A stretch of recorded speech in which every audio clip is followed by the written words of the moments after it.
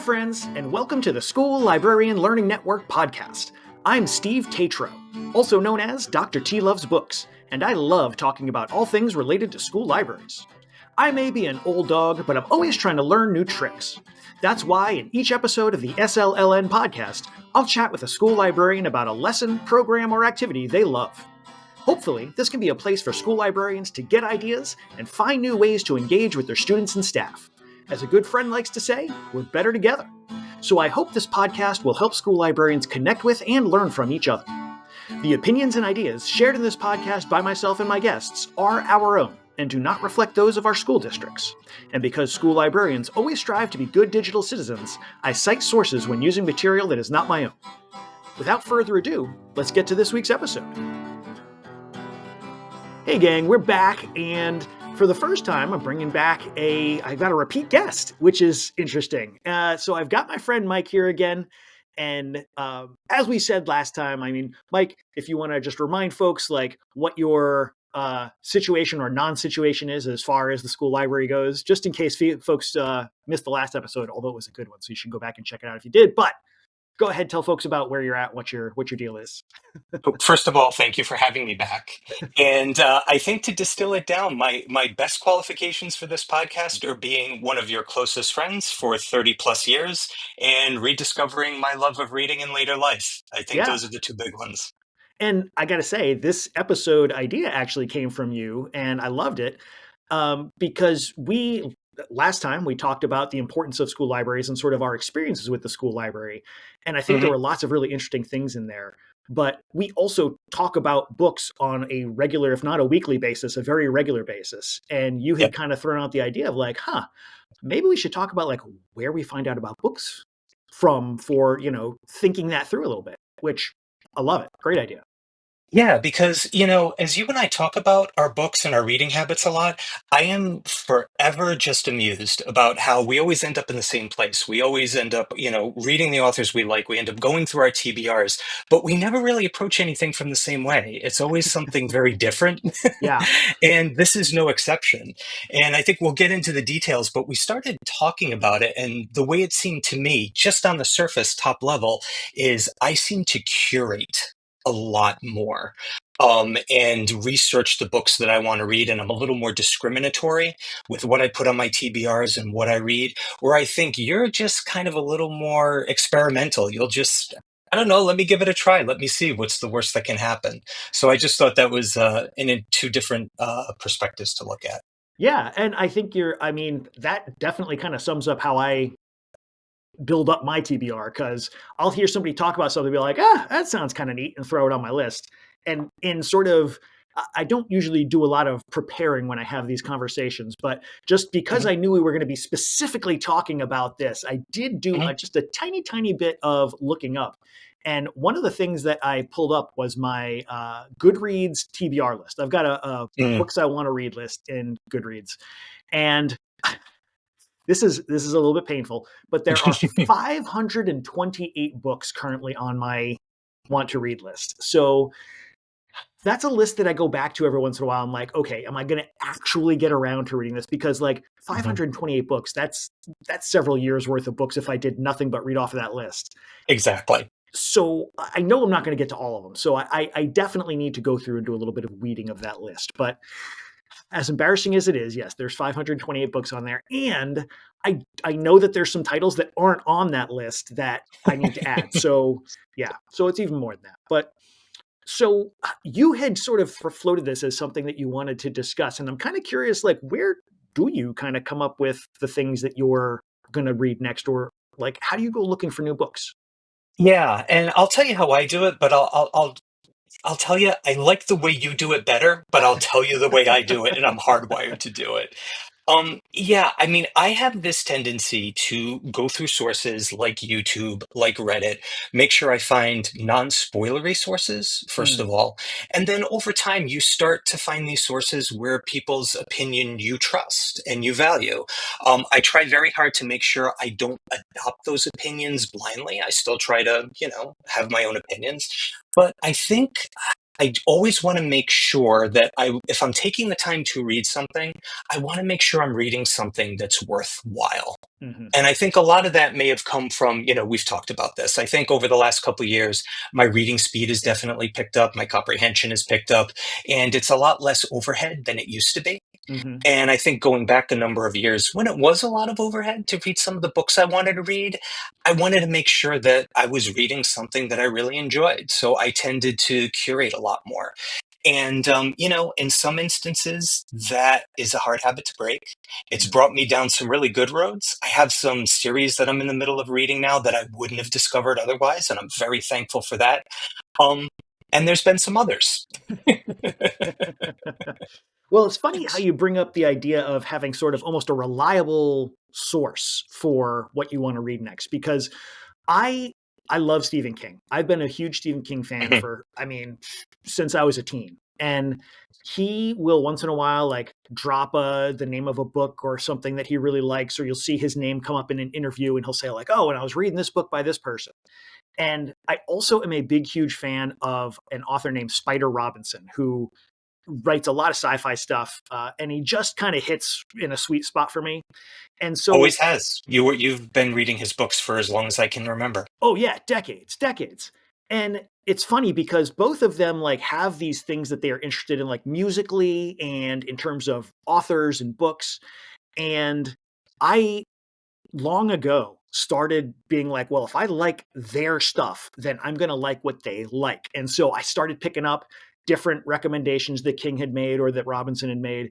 And I very quickly found that I have very different reading tastes than Mhm. they do. And at first I felt like I must not be getting something here. Like there must be something I'm missing, because these people who write these books that I love really like this stuff. And so I just must not be seeing what they're seeing. And it took me a long time to kind of realize, no, I just don't like it. Like it's Mhm. okay to have different perspectives and opinions and different tastes. And my tastes tend to be different than theirs. And You there's would nothing wrong with that, figure but if you're Yeah, and you would figure, if you read the stuff they write, why wouldn't you enjoy reading the stuff they read? I mean, mhm, it seems to make logical sense, but you're yeah. right, it's not always the case. Yeah, yeah.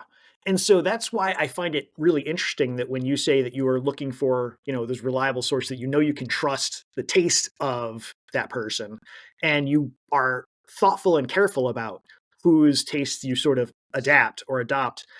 I definitely I think that's a really wise thing to do, is sort of be sort of thoughtful about where are we going to start pulling our book suggestions from, because Mhm. one of my main sources these days is Gizmodo. It's a blog, it's a science Mhm. fiction and fantasy blog, and they like maybe once a month or so, they put out a post that is upcoming science fiction and fantasy books.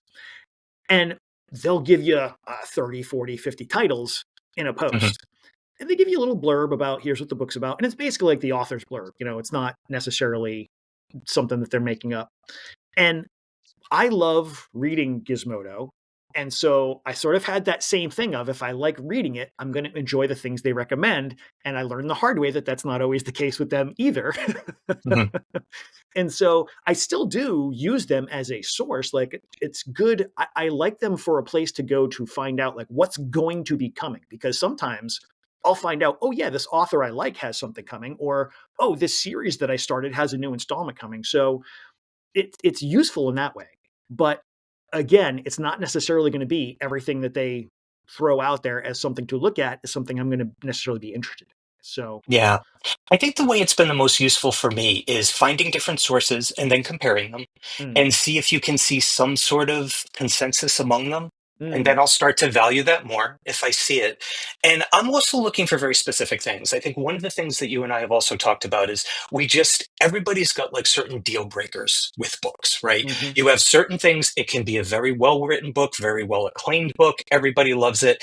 But there's one thing that you find out about it, and you're like, I just can't get past that mental hurdle. It's hmm just not for me. hmm And we all have different things. And for me, because in my older age, I've tend to like series more, revisiting worlds and revisiting characters. The two things that I'm always looking out for is one, I don't want to read something where I find out an author just can't finish books anymore. Like if Mhm. they just get to the point where they've just hit a wall, they're just not prolific, they're not consistent, they don't have the output. I don't want to be stuck waiting for stuff to come out. Yeah. By the same token, I don't want to be reading somebody who just continues to write constantly and the content isn't there anymore. Mm. So I'm trying to avoid like those particular pitfalls.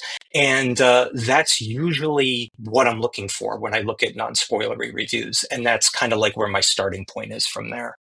Okay, that totally makes sense. And, I love the idea of sort of triangulating and saying, this source, this source, source are all bringing this up and saying these things about it. That Mhm. certainly gives you, that's actually a great information literacy skill is triangulating your information and kind of Yeah. saying, are people agreeing on this? So Yeah. I hadn't really thought about applying that to books, but that's a great idea. Huh. Yeah. Because I think people are looking for different things, because those are the pitfalls that I'm looking for. But those may not be other people's pitfalls. Like, Hmm. just to use examples, and again, a lot of my experience is in the fantasy realm, so I'll just stick with that for a minute. But like, Sure. the biggest examples of people in that realm that probably can't finish books are obviously George R. R. Martin, Song of Hmm. Ice and Fire. Everybody knows about that. The Hmm. odds of that series being finished are minimal at best. It is Hmm. very, very low. Hmm. And the other one is Patrick Rothfuss with the Kingkiller Chronicles. Yep. Um, I've long ago read both first books. I can't get myself to pick up any of the others because I know they'll never be done. Yeah. But there's a lot of people who I read their opinions online and they're like, look, I don't care. I love George R. R. Martin's world building. It's great. And that's all that matters to me. I don't care Hmm. if it's ever been finished. And his world building is great. And some people will read Patrick Rothfuss for his prose. And his prose are great. They're really well done. And for some people, that's enough to carry them through. It doesn't need to be finished. Hmm. So in that sense, those they shouldn't be looking for the same pitfalls that I'm looking for. Yeah. Well, and there's so many authors now. It seems like it's almost a more common occurrence these days. And maybe I just wasn't paying enough attention back in the day, but I feel like you got Scott Lynch with the Gentleman Bastard series. Mm, I've been waiting for that next book for years now, and I love that series so much, but it's just when's it going to happen? Maybe someday. Like I recently heard, maybe it's going to be coming someday yep. soon, but we'll see. And like Orson Scott Card is my go-to example for this because he's started several series that he never Yep. finished, Hmm. and some of them are one book and he never continued it. Some of them are several books and the last book never got written, and we're talking 20, 30, 40 years on some of these. So, it's that I find that frustrating. In my head, I need things to be finished. Like that's one of my, I don't know if it's part of my mental landscape that if it's not complete, I have trouble continuing forward and just like not fixating on, oh my gosh, I need to know how this wraps up. Hmm. And like speaking of, recently I was reading Dungeon Crawler Carl. And Hmm. okay, we have talked a little bit about Dungeon Crawler Carl. Yeah. And Yes. Yes, we have. so the author is a self-published, well, he was a self-published author. He put Correct. out, I think it was 7 books self-published, and they gained a lot of traction online. He recently got picked up by, I think it was Ace Publishing, and they are now putting out hardcover versions of his books. And I I knew that there were 7 books. Well, no, that's not true. I read the first book because I forget if we had talked about it or if I'd seen it someplace, but it had come up somewhere, and I was like, that kind of sounds like my jam. Like it's a sort of a D&D world. This guy gets sort of pulled into, and he's got to fight to survive, and it's sort of game rules but real consequences. That's totally my jam. Like that's right up my alley. Hmm. So I And was it like, also has a lot of your sense of humor in it too, and it's I also must got say. some, Yeah. yeah, it's got Yeah. some kind of wacky out there humor, and I love that. Hmm. So I was like, I absolutely am going to give this a shot. And I read the first book. It was fine. Didn't like knock me over, but it was like, okay, it's pretty good. And then I saw that there were a whole bunch more books, and I was like, do I really want to invest in this series? Because that's like 7 books worth of books is a lot. And I just kind of, it fell by the wayside. I kind of forgot about it. And maybe a month or so ago, you and I had been talking again, and Dungeon Crawler Carl came up once again. And for some reason, it got stuck in my head. And I was like, I wonder if the second book is any better than the first. So I went and I got the second book and I read it. I was like, it adds a little bit to the world. Maybe I'll check out the third book. Before I knew it, I had all 7 books on my Kindle. Mhm. And I ended up just like blasting through them from 2 to 7, one after the other. And I got to book 7 thinking, okay, this is the end of the series. Like I'm going into the final end game of this. I'm really curious how he's going to wrap this up because each book, the whole world is set in like the character has to keep moving through levels of basically a game for those who aren't familiar with it. And the first book, uh, basically each book just goes through one level of the game. Mhm. There's a little bit of skipping here and there. There's a little bit of multiples here and there, but it's basically one level per book. And so in the book, they talk about there being 18 levels to this game that he's in. And there was a place in one of the books where they skip a level, and I was like, oh, okay, so maybe they're going to skip some levels. Maybe he's not going to go all the way to the end. Like, I can see how maybe they're going to spin this into it's going to, he's going to short circuit the game, and that's how this is going to wrap up. But I got to the end of the 7th book, and no, he was still like just level by level by level. And I'm like, oh my God, not only have I invested 7 books worth of books into this, I don't know if he's going to be done for 11 more books. And there's no way I can do 11 books. And adding to all of that, when he was self-publishing them, he was putting out 2 or 3 books a year. I have a feeling, I could be wrong, but I have a feeling that now that he's got a physical publisher, they're going to slow his releases down. And Mhm. whether that's them saying you need to slow down to give us time to, even just print the books, or even if it's just him now starting to go around and like be part of different author events and like going to book signings and stuff, Mhm. he's probably not going to have as much time to focus on the writing itself. So how long is it going to take him to produce whatever the next number of books are for this series? Like, I can't even wrap my mind around it. And there's a little tiny splinter in my brain that I am now so frustrated by that, like, I've got this much of the story and I'm probably never going to come back to it because I just won't be able to. I won't be able to do Yeah. You're a better person than me for going through that many of them. it. That was one of the examples of my online trusted resources kind of failing me, I think. It is that book series is incredibly well received online in general, I Hmm. think it's safe to say. There's a lot of reviews, there's a lot of favorable reviews. People will tell you that it's got a great sense of humor about it. It's really outside the box. It's really different. If you're in a reading slump and you're looking for something that's just comes from a fresh direction, like this is really what you want. If you have a gaming background, this is really what you want. Hmm. And a lot of people said it's great. You'll go right through it, and the quality is consistent and keep going. Hmm. And I did the first one. I will say this: the one thing I did different than you than the first one, I did do audio for that one. Mm. I will say as a side note, the audio performance is fabulous. It's one of the best audio performances I've ever heard of an audiobook. Hmm. In terms of the content, it was good. It was entertaining. But for me, it was like, I think this is enough for one book. At no point did I think I need 7 plus more of these or however many it is, Yeah. at this point in time. Yeah. So I stopped and I didn't go any further. And that was probably the first time that I had sat back and said, okay, maybe, there is something to the fact that you just have to sometimes for yourself figure it out rather than depend on, the curate opinions of other Hmm. people. Well, I mean, I know we have that sort of a little bit of a difference in how we consume some of our books that you tend to do audiobooks fairly regularly. I'm Mhm. not a huge audiobook person, but Yep. there's times when you say like, "Oh man, the audio for this was so good." That really makes me want to dive, I got to come back around to that at some point and maybe pick up some of these titles as the audio versions and see maybe that's what hooks me in. But And I will tell you, if you're looking to do that, I think Dungeon Crawler Call would actually be a good starting point for that. hmm.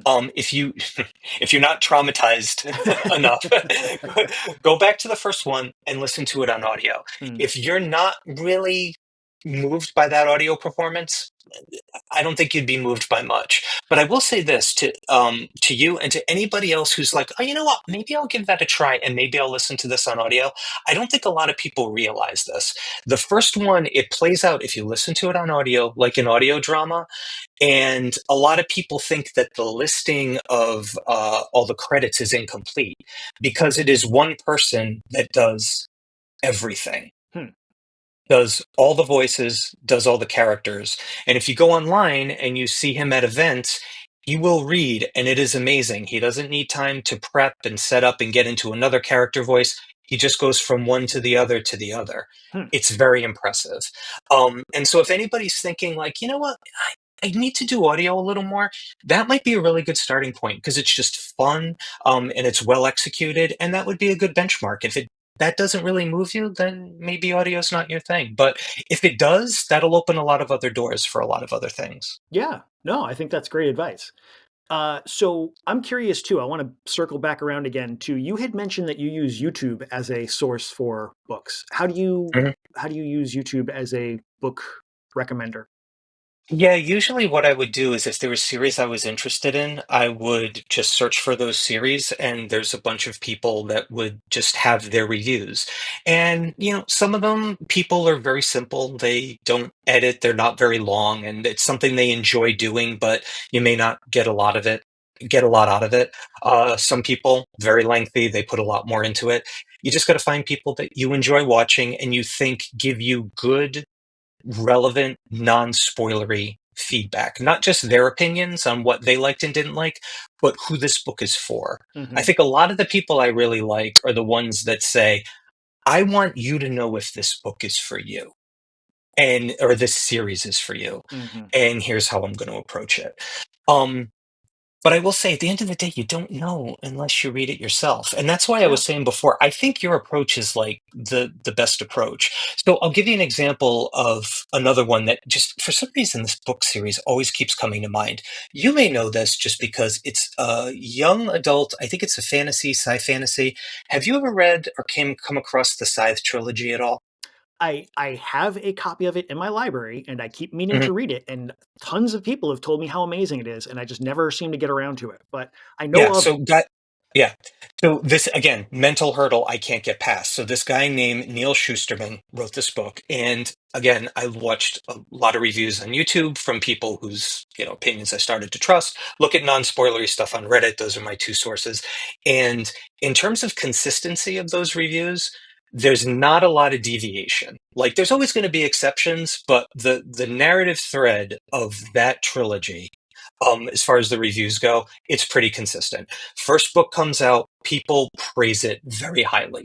Won some awards, people love it. They said, look, it's really a fresh take on like AI, and it's just really well done. You got to read it. And it's young adult, on the shorter side, easy read, just dive right in. Mhm. Second book comes out, general consensus is maybe the second book is a little bit of a step down, still some good ideas, but I wouldn't say bad.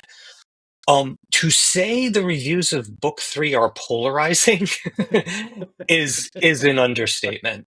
And yes, there are people that like it and they think that it's really inventive and it's really creative, but the majority of the people that reviewed that third book, um, the word ire comes to mind. They are just not happy that they invested the time in the book. They didn't like the 90-degree turn that it took.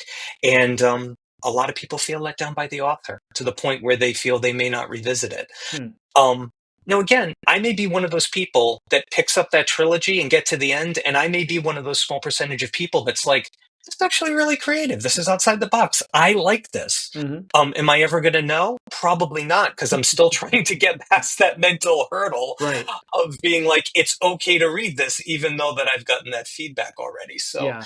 I don't know. It goes both ways.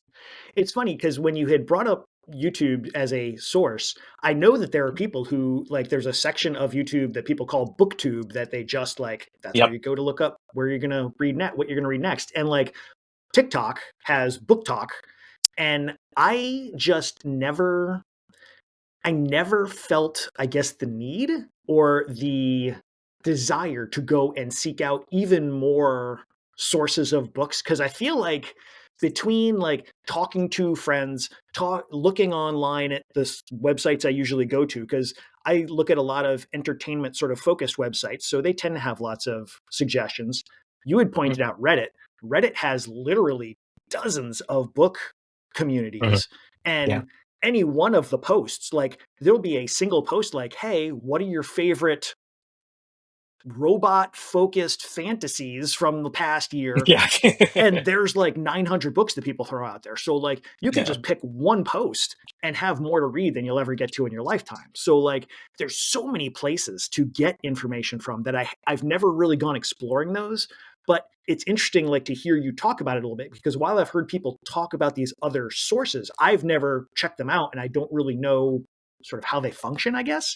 So that's Mhm. interesting to say that you're sort of looking at, oh, well, yeah, you look at what people have said about these other books, and they're probably going to mention other things, or they'll have reviews of additional material that you might want to look into.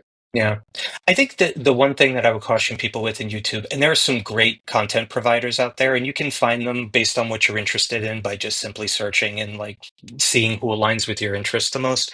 I think the thing you just got to be mindful of is, and sometimes people fall into that trap. If you don't have a significant other that's as excited about books as you are, or friends you can talk to, sometimes listening to strangers talk about the books that they love in the comfort of their own living room feels oddly like socialization. So you can, like, sort of fall into that trap.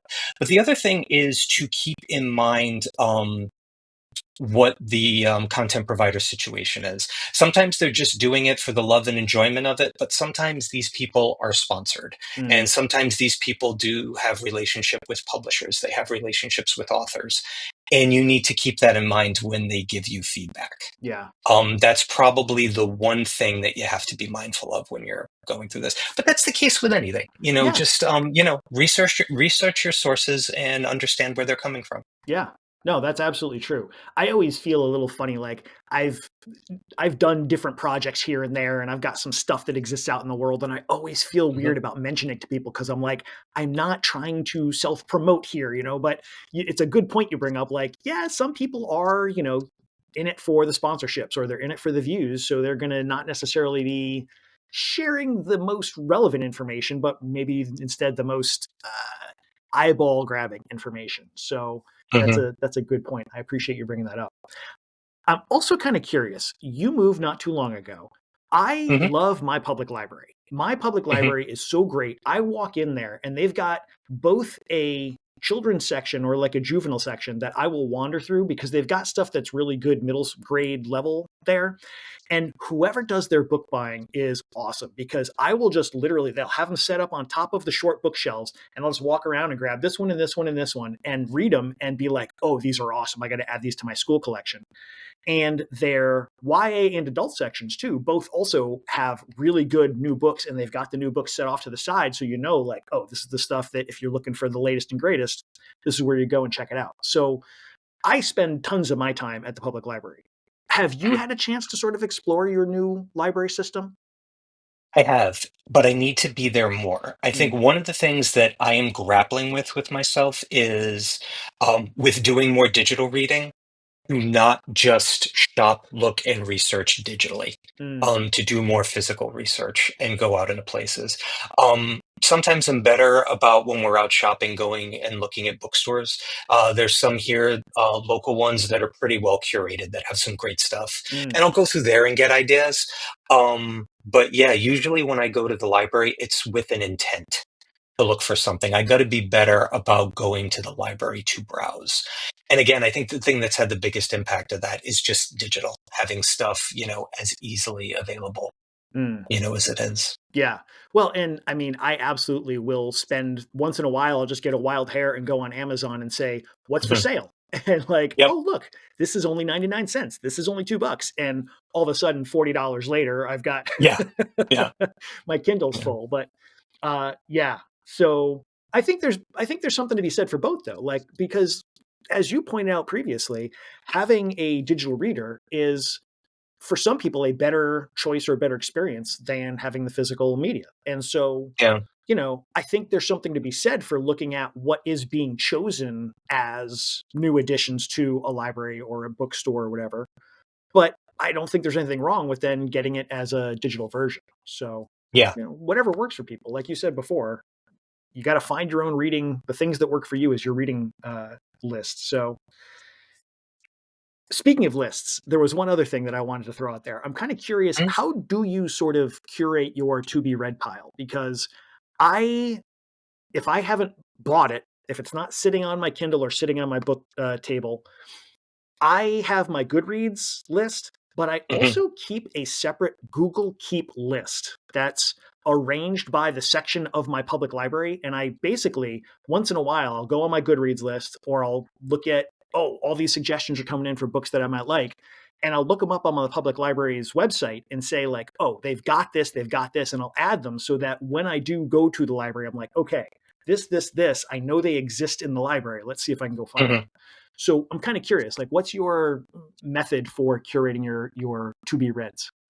Good question. And again, we're very different. So first of all, I don't really use Goodreads, right? To list any of my stuff. Hmm. I have a small list that I keep in an Excel spreadsheet. And here's a couple things that I do to show you the biggest difference is my list of books on my TBR is probably 10% of yours. Well, It's much, much smaller. but mine's ridiculous, so I don't think that's a bad thing. You said it, I didn't. Um, so mine's a lot smaller, and I think the way I always look at it is like, oh my God, what do I? I don't list everything I want to read. I'm like, look, if I only had a limited number of years left, what are the ones that I would just have to have to read? Hmm. And I list those out. And the other thing that I found out that I started doing lately is I will list them, and I used to change around the order and re-rank them, and like, oh, I'll put this one more to the top because like our tastes are always changing, Yeah. our interests are always changing. We may want to read something so badly right now, and 3 weeks later be like, yeah, I'd moved on. I want to read this now. We're all Hmm. guilty of it. It all happens. I found the best thing that works for me is I keep the list. I don't shuffle the order anymore. The list is the list. It's in any order. It doesn't matter. Hmm. And the one thing that I do is that I don't decide what my next book is going to be until I finish my last book. Hmm. So I finish my last book, I put it down, and then I give myself like a day, and I'm like, what is the new headspace I'm in? Hmm. What do I want to read right now? And then I'll go through the list, and maybe it's number one, maybe it's 40, maybe it's 50, and I'll be like, yeah, I think I want that one. And then I'll pick that one, and that's the one that I'll download from, onto my e-reader, and that's the one I'll read. One of the things that I found out is that I have a tough time if I am in a very different headspace, I can't really force myself to read something if I'm not in the headspace for it. Hmm. I can kind of force myself to do it, but I just don't think I get the best reading experience out of it. Yeah. And, and I think that's why I used to buy a lot of books in advance because I'd be like, oh, I always want to have everything lined up and I never want to not be with anything. Uh-huh. But I found out that if I just wait, finish the last one, see where my headspace is, and then do that, so far, like towards the end of last year, everything I bought, I read. Hmm. And that hasn't happened before. Yeah. And then I'm hoping to continue that this year. Yeah. And everything I read, I really enjoyed reading, and I was in the headspace for reading. Hmm. So very different. Don't use Goodreads. Keep a short list, and I just let my mood dictate what's next. I've tried for a long time to just kind of tier them, like, well, this one seems to be more important, and this one's more revered, and it just doesn't work that way. It's got to Yeah. be whatever I'm in the mood for. Oh, totally. No, I think that's absolutely right. I mean, there's books that I will start reading and I'll be like, no, and say, I'm not going to read this. And then I might accidentally come across it again a couple months, years later and read it and be like, Mhm. this is great. And I just wasn't in the right place for it at the time. So I think you're absolutely right that you're not necessarily going to always have, the desire for the thing that's right in front of you. Think Mhm. about where you're actually at. Because I mean, I used to buy books if I came across a book that looked remotely good, it came home with me. And I Mhm. still You have you and me books. both. Yeah, You and me well, both. yeah. Yeah, And yeah. we've got our library set up and there are books in that library that I have carted through 3 or 4 moves now that have still not been Mhm. read. Like we're talking 20 years that are probably they're still sitting on the shelf. Am I going to get to them someday? Maybe. At the time I got them, I needed to have them. Like I was so sure this was going to be the next thing that I read. But like you Mhm. said, get to the end of one thing, and maybe you're not in that same space anymore. So I have been making a concerted effort to not add more books to the actual physical or Kindle pile until like Mhm. you said, till I finish something and I'm like, am I actually in the mood for this? Because I literally, here is I've got 3 books from the public library that Mhm. I brought home right after New Year because I was planning on this is going to be my Christmas reading, or actually Yep. before the New Year. I got them for Christmas. And Yep. then at school, we're talking about doing a one read where everybody reads the same book. And these are some of the books that are on our one read list. So I just Hmm. showed Mikey 3 books from the public library and 3 books from my school library. And I have all of these sitting right here, like waiting for me to read. Some of them have to be read because they have to be returned soon. So Hmm. like Yep. I'm going through them. I'm enjoying them, but I'm going through them. And last night I read a post on Reddit and somebody mentioned, "Oh my gosh, this book." And they talked about this book and I can't even think of the title of it at the moment, but it sounded so good and I looked it up and the public library had it. And I was like, I'm going to reserve this right now. And I'm like, dude, you literally have 6 books that you haven't opened yet. Maybe you don't need to put one more book on that pile just now. So I really appreciate that I am not the only one that sometimes has this issue. And I'm glad that you said, Hmm. oh, yeah, that is something that you have dealt with before too. Yeah, absolutely. It's something that I've definitely dealt with a long time. It's one of my missions in 2025 is to make sure I want to keep the streak alive that whatever I purchase or pick up or whatever or get from the library, whatever the circumstances are, when I get it, I read it. Now, granted, my statement still stands. If I get halfway through it or a quarter of the way through it and it's not for me, I have no problem DNFing it. Absolutely. Yeah, but by the same token, for the most part, curating and then just seeing what you're in the headspace for has worked pretty good. So I'm Yeah, going to stick with it until it doesn't work. absolutely. Just FYI, I just read Slow Horses, the first book of the Slow Horses series. Yeah, I liked it. It was quite good. you know what? I liked it a lot. So did you pick that up on my Yes, recommendation I did. or?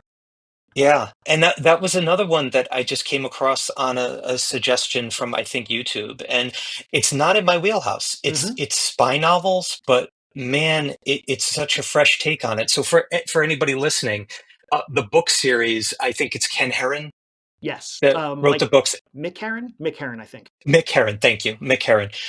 He wrote this book series that was adopted for a television show that has Gary Oldman in it. Mm. And it's not your typical spy series because it's people that are not working their way up in the ranks. They're not James Bond. They're not Jason Bourne. They're these really talented people that have really messed up and have been relegated to this island of misfit toys. And they get put in a position where they kind of have to pull their personal stuff together and just figure it out. And it's funny Yeah. and it's really good, and I didn't expect it to be that way at all, and it was something I picked up because it's not in my wheelhouse, and it's nice and refreshing to pick up something like that that's nice and short, funny. It's really different. It's a palate cleanser, Yeah. and the whole series is supposed to be good, so I'm going to have to read more of them. Yeah. I definitely see myself going back for more of those because, like you said, just really entertaining, really enjoyable. I had heard about the series, and I don't think I had realized until you told me that it was a book Mhm. series before it was an Apple TV or whatever service it's on Yeah. series. So I'm glad that you pointed it out because, same as you, I'm not necessarily a huge spy thriller kind of Mhm. person, but this was a real good one. So Good. I'm that, glad. I'm glad you thought so. I'm, oh, I'm yeah, I'm always hesitant when I give recommendations because we've talked about this before. Taste is so subjective. it is. You never want to recommend anything and have somebody come back and be like, yeah, I gave it a try. Whatever. Yeah. I mean, but I feel like you and I have really similar tastes in a lot of the stuff that we like. Yeah. We don't like Yeah. all the exact same stuff. And there's stuff Hmm. sometimes that I'll recommend that you're like, it wasn't for me. And I'll same back to Mm. you. But for the most part, I think we're pretty much on the same page. So, don't ever feel shy about recommending to me because, as you know, my TBR list is plenty long. I have no problem adding more stuff to Point taken. Point it. taken. I don't want to be responsible for bringing you over the 600 threshold. So. Well, the past couple of times we talked, I definitely added some of those. Was it Jade City? I think I just added, and what was the other one that you had suggested? I don't know what the other one, but I will say for anybody listening, like Jade City was actually another surprise. That was something else I got from YouTube. If you haven't heard of it, it's a book series, it's a trilogy, it's written by this woman, Fonda Lee. And it's really different from anything else I've ever read. Technically, it's fantasy. It is a very low fantasy, but it doesn't read like a typical fantasy. So if you're somebody who does enjoy fantasy and you have somebody who doesn't really and you're trying to get them into it, good starting point. It basically reads more like a Godfather novel. It reads like a crime underworld story. And if you can imagine competing factions of a crime underworld that are competing for having the corner of like a narcotics ring, replace the narcotics ring for a magical element that gives magical powers. And that's basically how the story works. It sounds a little ridiculous, but I will tell you the plotting and the character work are very, very impressive. And it really, really surprised me how good it was. It's on my short list, on my shorter list. Yeah, sure. not, Shorter. not Yeah. quite at the end of my list, but I'm getting there. But Yeah. yeah, I mean, I really appreciate that we have these conversations, and I really appreciate how we are able to sort of recognize that, yeah, we're maybe not going to like everything that the other person likes, but there is that Mhm. common ground, and we do have those things that are going to appeal to both of us in, some element or another. Like, I don't think I would have gone back to The Expanse if you hadn't Mhm. suggested, like, said how much you loved it, because Mhm. I thought, and I think I might have told this story before, but I'll just, as a recap for in case you missed it, I thought I had started reading the Expanse series and did not like it at all. And it turned out it was a completely different series. And you were so enthusiastic about it. I was like, well, there's got to be something here. Because I know that you and I have similar enough tastes that if Mhm. you're raving about it, like, I should at least be able to see why. And I don't remember Mhm. having that reaction to the book that I actually read. And I remember you even saying, like, I'm looking at the description of this. This should be my bread and butter, but it was just a miss. And if I remember correctly, I think you were reading Ian M. Banks. Yes, Yeah. it was the culture novels, not the Yeah. Expanse novels. Yep, that's Yeah. exactly right. And Yeah. even that should have been in my wheelhouse. And I know people love Ian M. Banks, but just for me, Hmm. it was a big miss. Like, it Hmm. didn't do anything for me. But Yeah. who knows? Because maybe 2 years from now, I'll pick it up and I'll be like, oh my gosh, where's this been all my life? So Yeah. you never know. So thank you once again for sharing your thoughts. I really appreciate that as a non-educator and a non-librarian and a non-school librarian, that we are able to have these conversations. And I hope that people enjoy them as much as I do, because being perfectly frank and totally honest, I absolutely loved our last conversation. And I hope that I really enjoyed this one. I hope people enjoy this one too, because I feel like there's a lot. Sometimes we school librarians, we don't have a lot of connections to other professionals, because, like, a lot of times we're the only librarian in the school, some places the only librarian in the district. And so we tend to sort of focus on, like, who are other library people I can talk to really get, insight ideas. And I really appreciate your perspective on things, because it really does help to sort of ground some of the thinking I do about what am I going to do with my students? Why am I doing things with my students the way I'm doing? Because if I want to think that if you and I had had a school library like the one I'm trying to build, our experience of middle school and high school would have been very different. And hopefully our reading lives would have been greatly enriched. So Hmm. having, the opportunity to talk to you about this stuff is always really eye-opening for me, and I really appreciate it. So thank you again. Good. I'm glad the conversations are beneficial. I enjoy them just as much as you do. I enjoy these quite a bit, and hopefully we'll do it again. Absolutely. Hopefully we'll do it again soon. Sounds good. Thanks for joining us for this episode of the SLLN podcast. Be sure to check out the show notes for the episode. They feature links to the resources shared by our guest, as well as ways to keep in touch with them, and links to the book break recommendations. And stop by the SLLN website, home to a curated list of free upcoming virtual events and resources for school librarians. It's easy to become a member of the School Librarian Learning Network. Just visit the site and use what you like. If you have a comment, an idea, a question, or something you want to share, you can email schoolliblearning@gmail.com. That's schoolliblearning@gmail.com. Know a school librarian with something others could learn from? Let us know. Until next time, be good, be safe, and be well.